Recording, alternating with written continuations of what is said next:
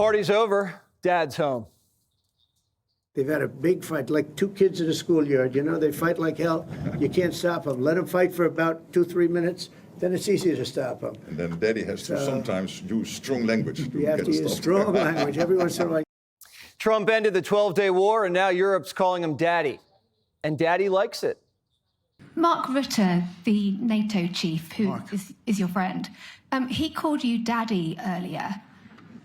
Do you regard your NATO allies as kind of children? No, he likes me. I think he likes me. If he doesn't, I'll let you know. I'll come back and I'll hit him hard, okay? No? He did it very affectionate. Daddy, you're my daddy. The media said Daddy was going to leave the family. But look at him front and center in the family photo. They said he was going to abandon NATO, but America first doesn't mean America alone. And now the Europeans can't stop saying, thank you, Daddy. You are a man of strength, but you're also a man of peace. And the fact that you are now also successful in getting this ceasefire done between Israel and Iran, I really want to commend you for that. Thank you very much. And I think this is important for the whole world. Then on spending, it's absolutely true. I want to state here, without President Trump, this would not have happened. Europe's thanking Trump for making them spend more money. Happy wife, happy life. But Trump, like a gentleman, says it's all about the guys in the cockpit. The pilots did an unbelievable job like nobody's ever seen. They hit pay dirt. You see where I guess you probably look, they call it the wound. You see where the wound is on the earth. And 3 of them right next to each other. Perfect. And they should be admired and respected for what they did. And the fake news, in order to try and hit me, the fake news made them look bad. But now they look really good again. A 37-hour flight, 13,000 miles above the ground, and they hit a target the size of a washing machine. And instead of lining up interviews with these heroes, CNN's saying they missed, and the bombs were duds. Have you ever heard of an American bomb that didn't work? If that bomb is American-made, it's going off.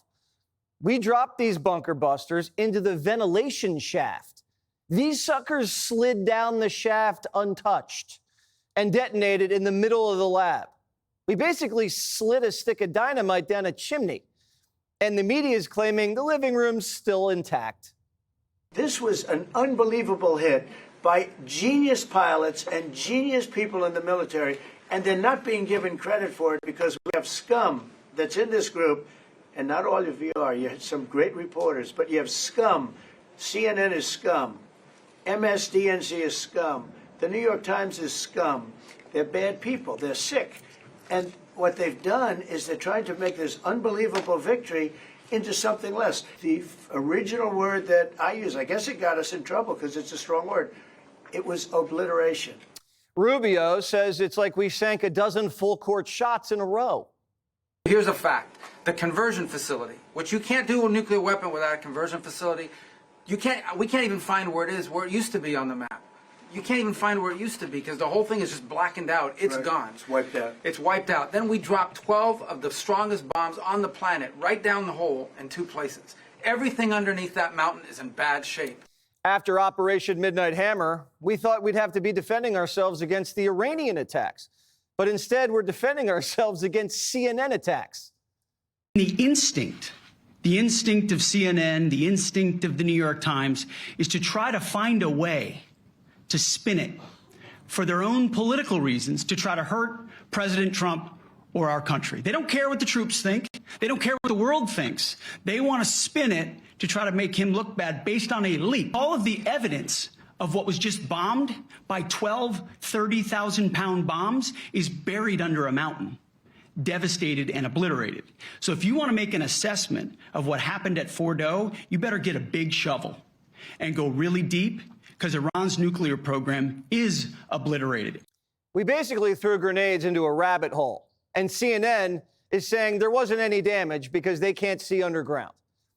Tulsi Gabbard says this: new intelligence confirms what POTUS has stated numerous times. Iran's nuclear facilities have been destroyed. If the Iranians chose to rebuild, it would likely take years to do. The CIA and the International Energy Agency both say we landed knockout strikes, and it would take the regime years to rebuild. And Israeli intelligence, who kind of have Iran wired, say bullseye. Now, if the bombs didn't work, don't you think Netanyahu would be on the phone with Trump begging the B-2s to circle back around? Israel already has spies combing through the rubble. Israel's going to be telling us very soon because Bibi is going to have people involved in that whole situation. We hear it was obliteration. It was a virtual obliteration. When you take a look at the ground above, don't forget the flame is all underground. But everything above, if you look at the before and the after picture, everything above is burned black. The trees, everything. I believe it was total obliteration. I believe they didn't have a chance to get anything out because we acted fast. You can tell there was a uranium fire inside the site because the top of the mountain changed color after the blasts. The same people who were saying the bunker busters didn't blow up are the ones who said Trump was a Russian agent. COVID didn't come from a lab, and Hunter's laptop was fake. But the reporter who keeps getting it wrong keeps getting promoted. See what CNN's business model is? When you're wrong, you get a raise. Trump says Natasha Bertrand should be fired and thrown out of the building like a dog. But even if Trump thinks you're a dog, he'll still answer your question. Do we have any questions, please? Wow. That's a lot of questions. Who's a nice person? Oh, you're not a nice person, but I'll let you ask one. Go ahead. What's he going to ask? He is not nice at all. I know him well. Whichever traitor in the Pentagon leaked this half-baked, day-old, flimsy assessment based on a single satellite photo, Rubio's ready to smoke him out. These leakers are professional stabbers. That's what they are. They go out and they read this stuff and then they tell you what it says against the law, but they characterize it for you in a way that's absolutely false. There's no way Iran comes to the table if somehow nothing had happened. This was complete and total obliteration. They're in bad shape. Now Cash and Bongino have launched a mole hunt. I am told by the FBI the leak already is being investigated, and it absolutely should be, because this was a top-secret intelligence analysis that very few people in the United States government had access to see. If you stab Daddy in the back, you're getting more than a spanking. The punishment for treason? Death penalty. Now, you don't leak faulty intel during a war that undermines American military capabilities. Unlike the Supreme Court leaker, we better find this guy. Tomorrow at 8 o'clock in the morning, Secretary Hegseth and top military brass are holding a press conference. Fox will have it live. The Ayatollah has been missing for a week. He went underground and hasn't been heard from since. The ceasefire is still holding, and Trump's teasing negotiations to lock in a truce. The question is, who's Daddy going to negotiate with? Click here to subscribe to the Fox News YouTube page to catch our hottest interviews and most compelling analysis.